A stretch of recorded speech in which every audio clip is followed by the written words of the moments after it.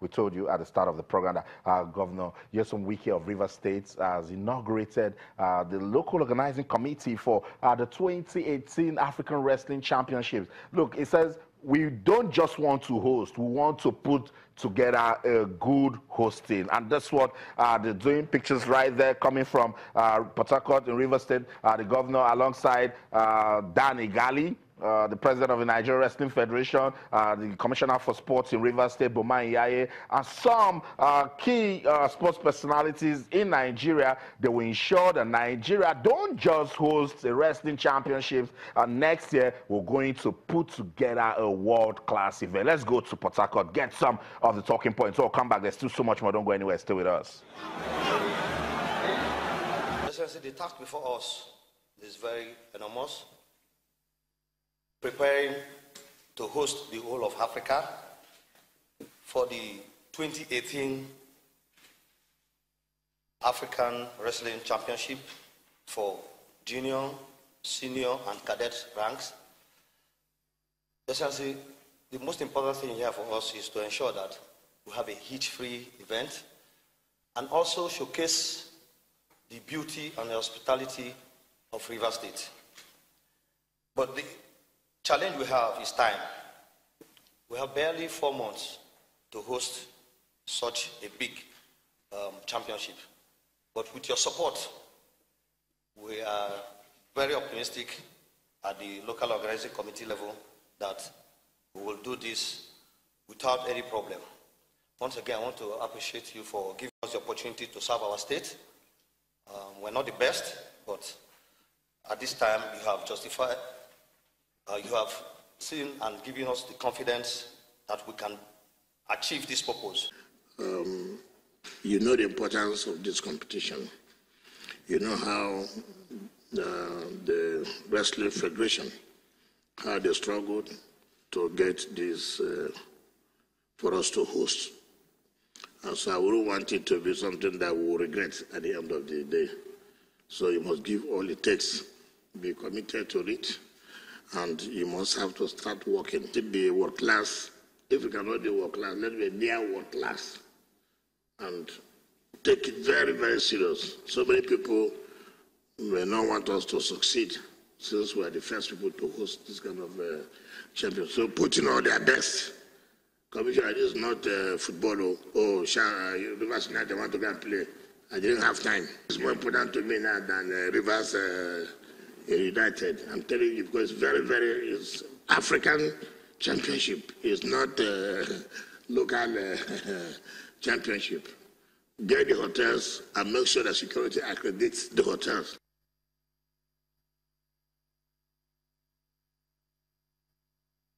So now you know the mean business right there in Rivers State. The governor saying, look, for now, Rivers United, wait. This is wrestling, and it's an African championship. It says, if we cannot put together a world-class event, it should be close. It should be close to it. We'll say that it's difficult to achieve perfection, but let's come so close. And I think that's really good when we give attention to other sports to take the pressure off football. Governor Nyesom Wike has promised that the people coming to Port Harcourt will have a good experience while competing at the African Wrestling Championships. Let's talk table tennis now, where Nigeria's Harcourt has been seeded #1 in the 32-man seeding list for the IWTF Challenge, tagged the Polish Open, which serves up on October the 6th. Quadri, who claimed his first title in the Portuguese league at the weekend after winning the Portuguese Super Cup with Sporting, is joined on the seeding list by his teammate, João Monteiro.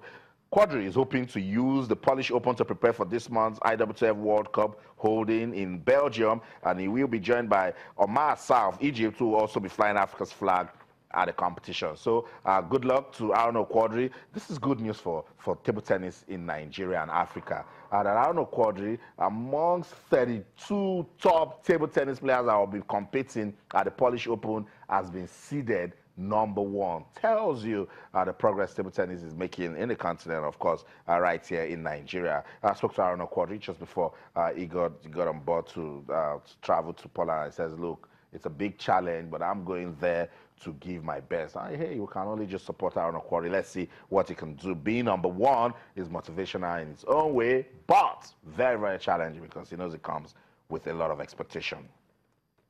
It's Sports Tonight on Channels Television, and we've been celebrating 57 years of sports. Yes, that's just because Nigeria just celebrated 57 years of independence. And we looked at it. What's the story for sports? How far have we come? And what does the future hold? If we achieve success, how can it be sustained? And in the last 3 days, we've been taking a look at how good it was back in the day. But what happened? What happened?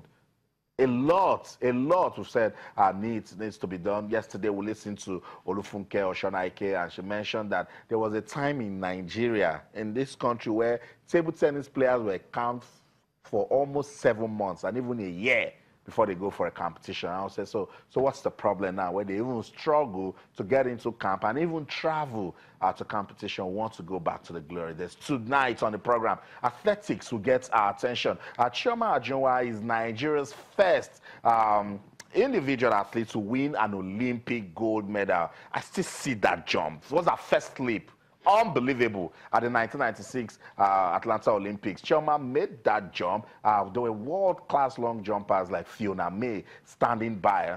Nigeria's Chioma Ajunwa went on to win gold. It's not just long jump and Chioma that we're looking at. We're taking a look at athletics and ways that we can get back to those glory days where we could beat our chest and name names, call world-class athletes, world champions in athletics. That when Nigerians go on the tracks, Marion, Lion Yali, Falila Tugunkoya, Innocent Egbunike, the Chidimos, the Ezenwa brothers, Olakpade Adeneko, we have produced world-class names. Well, we went to the World Championships this year and we couldn't win a medal. That's the story. We went to the Rio Olympics in 2016 and we came back without a medal. So tonight on the program, I want to understand what has the story been for athletics in Nigeria. So if she's ready, we would like to talk to Chioma Ajunwa. Chioma Ajunwa is Nigeria's first Olympic gold medalist. But we'll not be talking to Chioma now. We just want you to go back to that discussion of 57 years of sports in Nigeria.